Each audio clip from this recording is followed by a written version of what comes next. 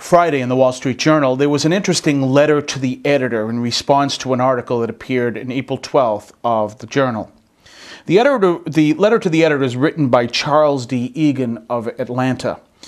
And he spoke about the article from April 12th that talked about Michael Onfray, who is described in the Wall Street Journal as France's high priest of militant atheism. Mr. Eden reflected the irony of the fact that Onfray spoke from Alexis de Tocqueville Auditorium in France.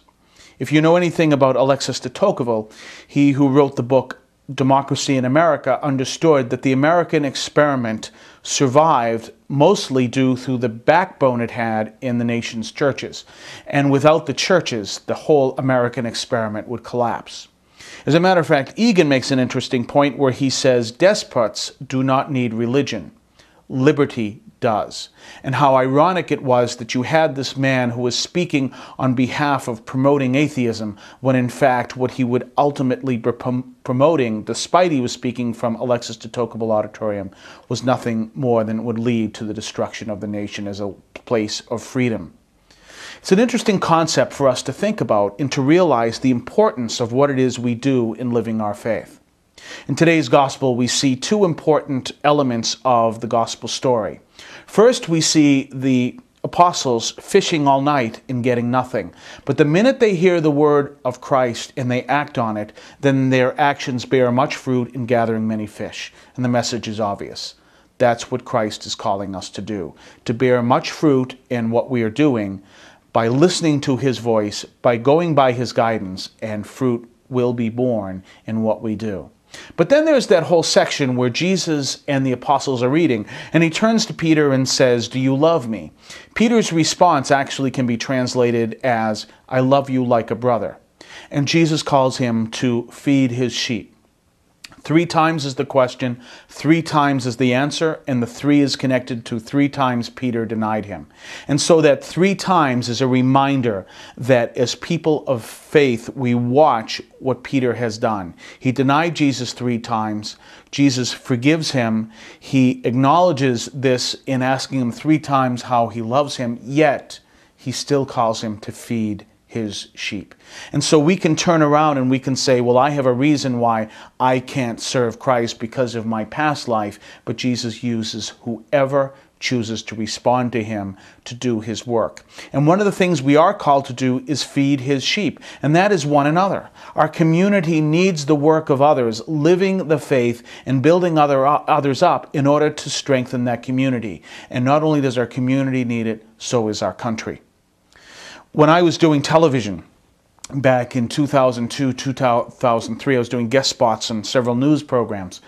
When I would respond to questions, I wouldn't respond to the reporter directly. I would make it look like I was doing that, but actually I was speaking to the faithful people in the audience. So, for example, when I was on Newsnight with Aaron Brown on CNN, and I was up against Marjorie Egan from the Boston Herald, my responses to them were responses that would most strengthen the people of faith who are outside watching this program. The reason why I say that is we have to understand who Jesus' sheep are, and that's who I was speaking to. If there were people who rejected Jesus and didn't particularly care for my answer, I could care less because I wasn't speaking to them. One of the important things we see from the Gospels is in the first chapter of the Gospel of John, where we see the invitation of Jesus is to all, but not all accept him. Our invitation to all people is still there. Jesus is working through us, but we do have to understand there are those who can do everything they can to reject Jesus. And so our focus need not be on them, except to let them know that the invitation is still there. Our focus needs to be on supporting those who are living their faith and building them up and strengthening them, because that needs to strengthen the community, that the community may continue and build up the faith.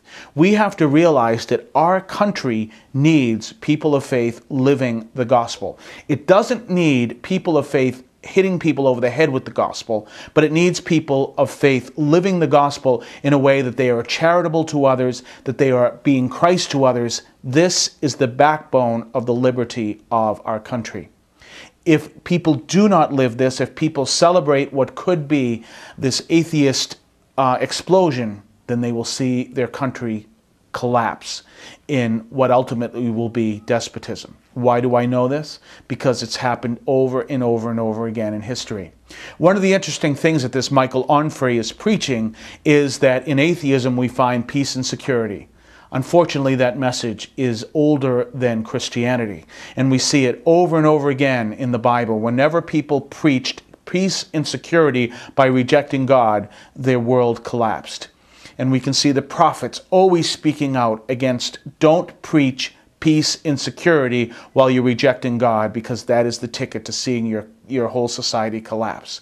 And that's what we see that message over and over again is, and I'm reading the Wall Street Journal article, I said this is the Old Testament all over again. You and I are people who need to support each other so we can strengthen our witness of the gospel, so that others may hear that witness, so that others may be filled with the faith, but it also strengthens our nation.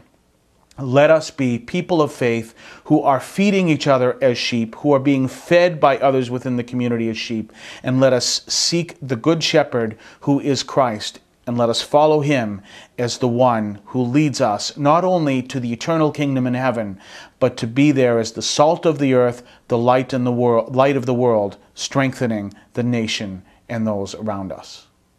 God bless you.